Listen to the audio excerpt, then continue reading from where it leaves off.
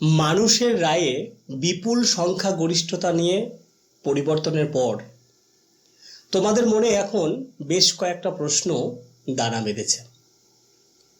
এখন নিয়োগ ভবিষ্যৎ কী রূপ হতে চলেছে, অর্থাৎ এই যে পরিবর্তনের দোলাচল, যে নিয়োগ প্রক্রিয়া চলছে, অর্থাৎ 2025-এর যে SLST, তার ওপর কি প্রভাব পড়তে পারে।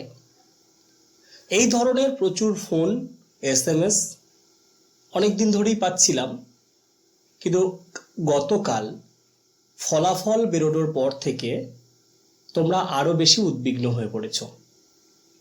তোমরা অনেকেই জানতে চেয়েছো, সবার ফোন ধরতে পারিনি, তাই ভাবলাম যে ছোট্ট একটা ভিডিও বার্তার মাধ্যমে তোমাদের একটু বিষয়টাকে বোঝানোর চেষ্টা করি। দেখো, যেহেতু সুপ্রিম কোর্টের রায়ে এই নিয়োগ প্রক্রিয়া চলছে, তাই আপাত অর্থে সরকার পরিবর্তনের সাথে এর কোনো সম্পর্ক নেই, এটা বলা যায়।